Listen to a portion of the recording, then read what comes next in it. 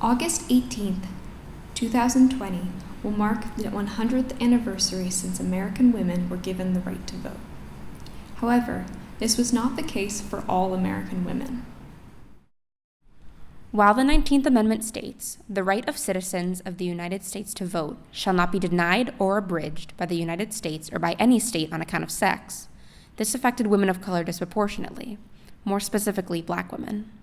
Poll taxes, literacy tests, and Jim Crow laws made it impossible for women of color to vote, even after the national passage of the 19th Amendment. Not only did they face discrimination from society as a whole, but the women of color that did fight for these rights weren't supported by their fellow suffragists. Alice Paul allegedly told a Southern white audience that all this talk of Negro women voting in South Carolina was nonsense. Paul was not the only suffragette to have racist views. According to PBS, Susan B. Anthony stated, "I will cut off this right arm of mine before I will ever work or demand a ballot for the Negro, and not the woman," at a meeting with famed abolitionist Frederick Douglass. In 2019, some would call this white feminism. Dictionary.com defines white feminism as the label given to feminist efforts and actions that uplift white women, but that exclude or otherwise fail to address issues faced by minority groups, especially women of color and LGBTQ+ women. The suffragettes paved the way for all of the women's rights movements of today. However, this doesn't make that movement, or any, perfect. Laura Harrington is a Massachusetts writer known for her numerous works.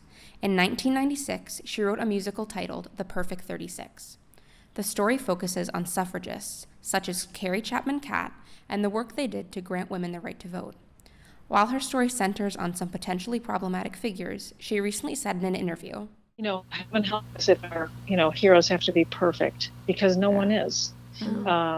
And to be also, difficult, one of the most difficult things to accept is, in order to prevail sometimes, the compromises that are required are horrific, very, very difficult. And I don't believe the compromises that are made necessarily lightly in the suffrage movement. I think there was suffering around the compromises made when they were made over the years. But that's the political process. We move forward, and then we try to move forward again. And we try to bring as many people with us as we can.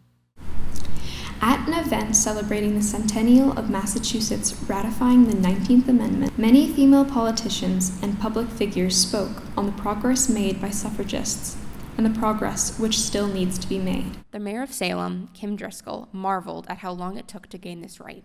Like many speakers, she is frustrated with issues surrounding voter suppression across the country.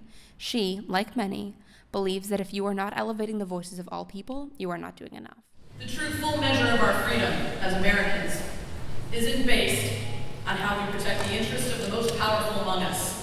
It's based on how we wear the power of the least among us. Many speakers throughout the night agreed that while the suffragists did work tirelessly to get women their right to vote, the movement failed to acknowledge or support issues surrounding people of color, including the 15th Amendment and lynching.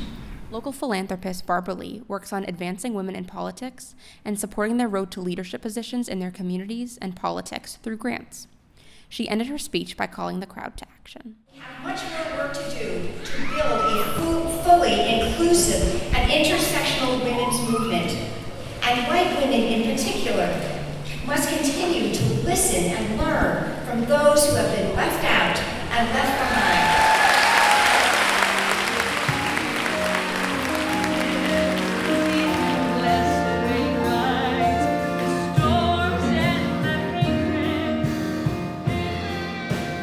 Special thanks to Laura Harrington, the Barbara Lee Family Foundation, Kim Driscoll, Freddie Kay, and the Women's Suffrage Celebration Coalition, as well as all who spoke at the event.